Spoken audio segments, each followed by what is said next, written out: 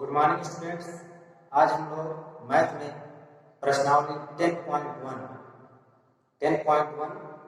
में लघुत्तम समापवर्त के बारे में जानकारी प्राप्त करेंगे कि लघुत्तम समापवर्त क्या होता है और लघुत्तम समापवर्त किस प्रकार से निकाला जाता है। तो प्रिय छात्रों, आइए सबसे पहले हम लघुत्तम समापवर्त के बारे में जानते हैं कि लघुत्तम समापवर्त किसे कहते हैं। तो प्रिय छात्रों, छोटी से छोटी वह संख्या जो दी हुई दो अथवा दो से अधिक संख्याओं में से प्रत्येक से पूर्णतया विभाजित होती है, दी हुई संख्याओं का लघुत्तम समापवर्त कहलाती है। मीन्स लघुत्तम समापवर्त वह छोटी से छोटी संख्या है जो दी हुई दो अथवा दो से अधिक संख्याओं में से प्रत्येक से पूर्णतया यानी पूरा विभाजित हो जाती है, कट जाती है, वही दी हुई संख्याओं का लघुत्तम समापवर्त कहलाती है। प्रिय छात्रों, लघुत्तम समापवर्त को संक्षेप में भी लिखा जाता है। अब लघुत्तम समापवर्त निकालने की कुल कितनी विधियां हैं? तो प्रिय छात्रों, जिस प्रकार से मौसम निकालने की 3 विधियों के बारे में हम लोगों ने अध्ययन किया था, ठीक उसी प्रकार से यहाँ पर भी लौसक निकालने की भी 3 विधियां निम्न है, जिसमें पहला है गुणज विधि, दूसरा है अभाज्य गुणनखंड विधि और तीसरा है भाग विधि। इन तीनों विधियों के द्वारा लौसक को ज्ञात किया जा सकता है। अब आइए इसके बाद हम सबसे पहले गुणज विधि के द्वारा लौसक को ज्ञात करने के बारे में जानकारी प्राप्त करेंगे कि किस प्रकार से गुणज विधि के माध्यम से हम लौसक को ज्ञात करते हैं। तो प्रिय छात्रों, गुणज विधि के अनुसार लौसक को ज्ञात करने के लिए हम सर्वप्रथम दी हुई संख्याओं का कुछ गुणज यानी टेबल लिखते हैं। टेबल मीन्स उसका कुछ पहाड़ा लिखते हैं। फिर उसके बाद टेबल यानी गुणज लिखने के बाद फिर हम दोनों में कॉमन गुणज देखते हैं। कॉमन गुणज में जो सबसे छोटा कॉमन गुणज होगा वही दी हुई संख्याओं का लौसक होगा। तो प्रिय छात्रों, आइए इसको हम क्वेश्चन के माध्यम से समझते हैं। इसमें पहला क्वेश्चन दिया हुआ है कि निम्नलिखित संख्याओं का लौसक और गुणज विधि से ज्ञात कीजिए। एक क्या हुआ है 4 और 14।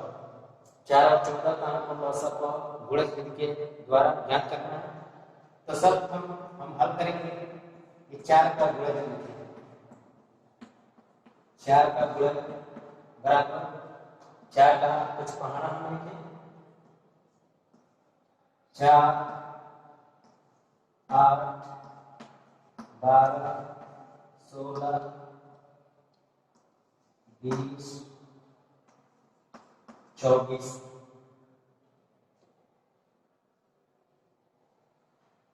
फिर 28, फिर ऐसे 14 का भी कुछ टेबल लिखें। 14 का गुणज बराबर 14, 28, 42, 56,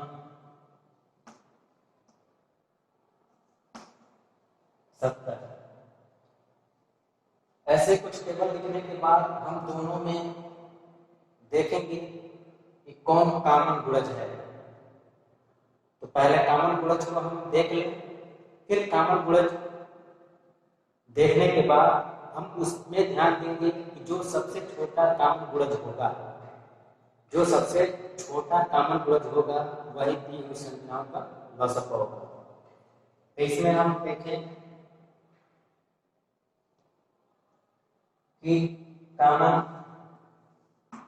यानी दोनों में 28 उभयनिष्ठ है। दोनों में कॉमन 28 है दूसरा कोई इसमें कॉमन गुणज नहीं है, इसलिए 28 से दी हुई संख्याओं का क्या हो जाएगा, लॉसअप हो जाएगा। तो लिखेंगे अतः 4 और 14 का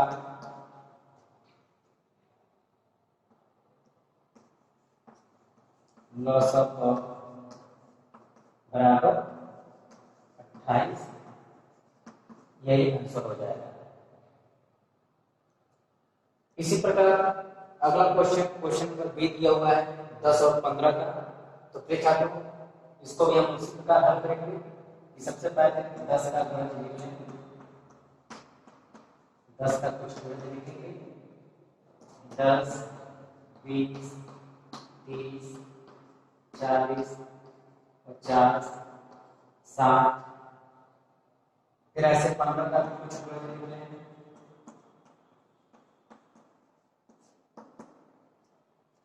15, 30, 45। हम दोनों में कॉमन गुणज देखेंगे कि दोनों में कॉमन गुणज कौन सा है, और उन कॉमन गुणज में भी जो सबसे छोटा गुणज होगा वही हमारा लॉसअप होगा। तो यहाँ पर कॉमन 30 है, इसमें भी 30 है, फिर कॉमन 60 भी है, इसमें भी 60 है। तो ये दो कॉमन है, दो कॉमन गुणज हैं 30 और 60। तो कॉमन में हमको सबसे छोटा कॉमन ही लॉसअप होगा, इसलिए 60 जो कॉमन गुणज है वह बड़ा है और 30 छोटा है, इसलिए जो कॉमन गुणज होगा, कॉमन गुणज में सबसे छोटा गुणज ही हमारा लॉसअप होगा। इस प्रकार से 10 और 15 का लॉसअप क्या हो जाएगा, 30 हो जाएगा।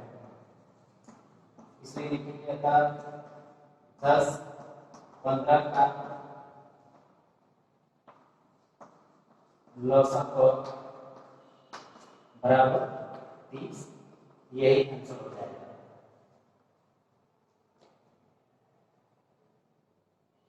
तो प्रिय छात्रों, इस प्रकार से हम गुणज विधि से लॉसअप निकालते हैं। कभी कभी ऐसा भी होता है कि हम कुछ टेबल यानी गुणज लिखते हैं 2-4, लेकिन कॉमन नहीं मिलता है। तो प्रिय छात्रों, उस कॉमन को प्राप्त करने के लिए हम गुणज को यानी टेबल को तब तक आगे लिखेंगे जब तक कि दोनों में कॉमन गुणज प्राप्त नहीं हो जाता है। तो जैसे ही कॉमन गुणज प्राप्त होगा उसमें हम ध्यान देंगे कि जो सबसे छोटा गुणज होगा वही हमारा लॉसअप होगा। तो प्रिय छात्रों, इस प्रकार से हम गुणज विधि से लॉसअप को ज्ञात करते हैं। तो इस आधार पर हम शेष प्रश्नों को आप स्वयं हल करेंगे। इसके बाद हम लोग लॉसअप निकालने की जो दूसरी विधि है अभाज्य गुणनखंड विधि, उस पर हम चर्चा करेंगे कि अभाज्य गुणनखंड विधि के द्वारा लॉसअप कैसे ज्ञात किया जाता है।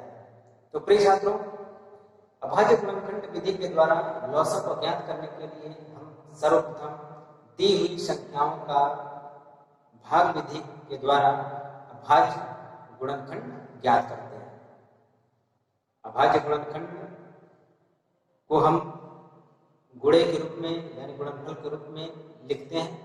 फिर उसके बाद से हम कॉमन जो गुणनखंड होता है उसको एक बार, और जो कॉमन नहीं होता है उन गुणनखंड को भी हम साथ साथ यानी गुणनफल के रूप में लिखते हैं, और अंत में सभी का हम आपस में गुणा करते हैं।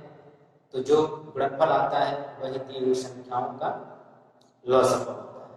मीन्स सर्वप्रथम हम भाग विधि से अभाज्य गुणनखंड ज्ञात करेंगे और उन अभाज्य गुणनखंडों को गुणा के रूप में लिखेंगे।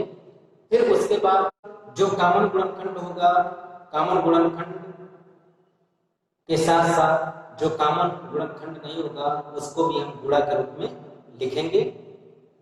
फिर उसके बाद से हम सभी का आपस में गुणा करेंगे, फिर गुणा करने पे जो गुणनफल आएगा वही दी हुई संख्याओं का लॉसअप होगा।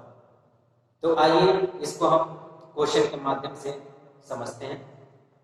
इसमें दूसरा क्वेश्चन दिया हुआ है, निम्नलिखित संख्याओं का लॉसअप और अभाज्य गुणनखंड विधि से ध्यान कीजिए।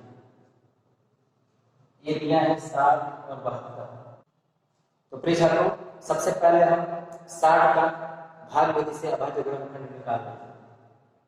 इसलिए निकालेंगे 2 से 30 बार में, फिर 2 से 15 बार में, फिर 3 से 5 बार में, फिर 5 से 1 बार में, यानी 60 का अभाज्य गुणनखंड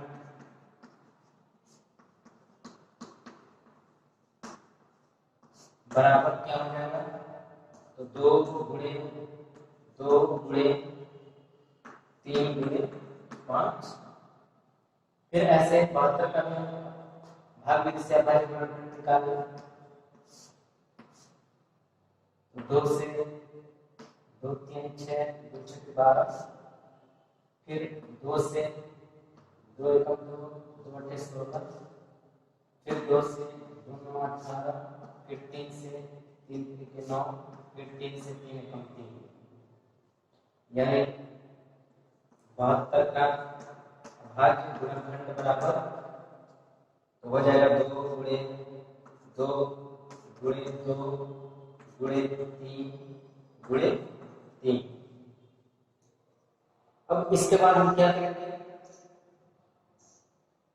कि जो दोनों में उभयनिष्ठ होगा उन उभयनिष्ठ गुणनखंड को एक बार, और जो उभयनिष्ठ नहीं होगा उसको भी हम गुणा के रूप में यहाँ पे लिखेंगे, और फिर लास्ट में उनका आपस में गुणा करेंगे तो जो गुणनफल आएगा वही उनका लॉसअप हो जाएगा। इसलिए अब यहाँ पर हम देखें ये कॉमन है, इसलिए 2, फिर ये भी कॉमन है तो गुणे 2, फिर ये कॉमन है तो गुणे 3। तो कॉमन को हम पहले लिख लिए जो दोनों में उभयनिष्ठ है। अब कॉमन के अलावा जो उभयनिष्ठ नहीं है, यानी जो कॉमन नहीं है दोनों में, जो एक ही बार है, उसको भी हम क्या करेंगे इसमें गुणे के रूप में लिखेंगे। इसलिए यहाँ पर 2 बचा है, 2 फिर 5 है, फिर गुणे 3। अब सभी का हम आपस में क्या करेंगे गुणा करेंगे। गुणा कर लीजिए, 2 दूना 4, 3 12, 12 दूना 24, 24 25, 24 में 5 का गुणा करेंगे, 5 चौको 20, 5 दूना 10 तो 12, फिर 120 में 3 का गुणा करेंगे तो हो जाएगा 8 3 36 360, यानी लॉसअप का क्या हो जाएगा 360। 60 और 72 का लॉसअप और अभाज्य गुणनखंड विधि से 360 होगा, यही आंसर हो जाएगा। इसी प्रकार से अगला क्वेश्चन नंबर बी दिया हुआ है 10 65 और 91 का अभाज्य गुणनखंड विधि से लॉसअप का ज्ञात करना है। तो यहाँ पर भी हम उसी प्रकार हल करेंगे कि सबसे पहले 10 का अभाज्य गुणनखंड ज्ञात करना है। तो 2 से 2 बचे 10, फिर 5 से 5 का 5, इस प्रकार से 10 का अभाज्य गुणनखंड बराबर 2 गुणे 5, 65 का निकालना है तो 5 से कटेगा, 5 कम 5 5 से 15, फिर 13 का 13, यानी 65 का अभाज्य गुणनखंड बराबर 5 गुणे 13। फिर ऐसे 91 का निकालना है,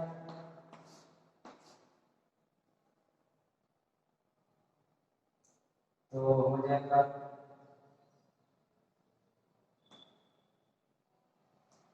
7 से 7 कम 7, 7 के 21, फिर 13 से 13 कम 13, यानी 91 का अभाज्य गुणनखंड बराबर 7 गुणे 13। सभी का अभाज्य गुणनखंड ज्ञात हो गया। तो अब इसके बाद हम क्या करेंगे कि कॉमन फैक्टर देखेंगे। जो कॉमन होगा उस कॉमन के साथ साथ जो कॉमन नहीं होगा उसको भी हम गुणे के रूप में लिखेंगे, यानी किसी भी गुणनखंड को हम छोड़ेंगे। इसलिए यहाँ पर केवल ये 5 कॉमन है और 13 भी कॉमन है। तो पहले कॉमन को लिख लेंगे 5 गुणे 13। फिर अब इसके बाद जो कॉमन नहीं है उसको भी हमको लिखना है, इसलिए 2 बचा है गुणे 2, फिर 7 बचा है तो गुणे 7। अब सभी का आपस में हम गुणा कर लेंगे, तो 13 बचे 65, 65 गुना 130 और 130 में 7 का गुणा करेंगे तो 910, यही आंसर हो जाएगा। यानी 10, 65 और 91 का लसागु क्या होगा तो 910 होगा।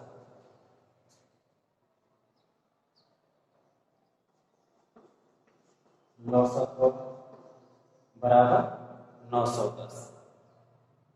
तो प्रिय छात्रों, इस प्रकार से हम अभाज्य गुणनखंड विधि से लसागु ज्ञात करते हैं। तो इस आधार से आप शेष बचे हुए प्रश्नों को स्वयं हल करेंगे। इसके बाद जो अगली विधि है भाग विधि, उस भाग विधि के बारे में हम जानकारी प्राप्त करेंगे कि भाग विधि के अनुसार लसागु कैसे ज्ञात किया जाता है।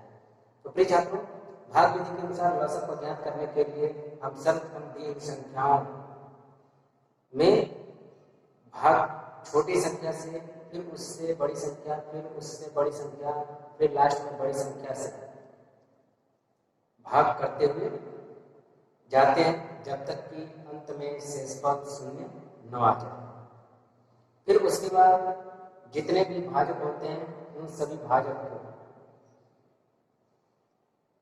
आपस में गुणा के रूप में लिखते हैं और फिर लास्ट में उन सभी का गुणनफल ही लसागु होता है।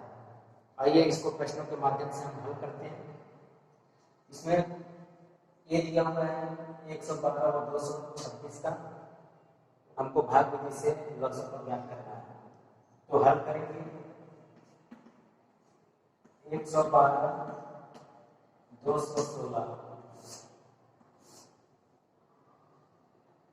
तो सबसे पहले सबसे छोटी संख्या से काटें, 2 से कटेगा, 2 बचे 10, 2 छके 12, 2 एकम 2, 2 अट्ठे 16। फिर अभी भी 2 से कटेगा, 2 दूना 4, 2 अट्ठे 16, 2 बचे 10, 2 चौको 8, फिर 2 से कटेगा 14 बार, फिर 2 से 2 गुना 4, 2 सत्ते 14, फिर 2 से कटेगा 2 सत्ते 14, 27 से कटेगा तो इसको वैसे बता देंगे।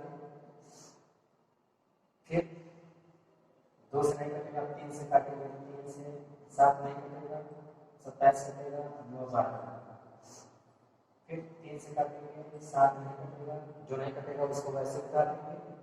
फिर 9 कटेगा 3 बार में, फिर 7 नहीं कटेगा उतार देंगे वैसे, फिर 3 एकम 3, फिर लास्ट में 7 से 7 एकम 7, 7 एकम 7। अब इसके बाद लॉसक बराबर, अब जितने भी भाजक हैं उन सभी को हम गुणे के रूप में लिखेंगे, यानी 2 गुणे 2 गुणे 2 गुणे 2 गुणे 3 गुणे 3 गुणे 3 गुणे 7 बराबर। अब इसके बाद हम सभी का आपस में गुणा करेंगे, गुणा करने पे जो गुणनफल आएगा वही लॉसक हो जाएगा। तो गुणा करेंगे तो 30 24 यही आंसर हो जाएगा, यानी 112 और 216 का लॉसक बराबर क्या होगा 3024, यही आंसर हो जाएगा। तो प्रिय छात्रों, इस प्रकार से हम भाग विधि के द्वारा लॉसक को ज्ञात करते हैं।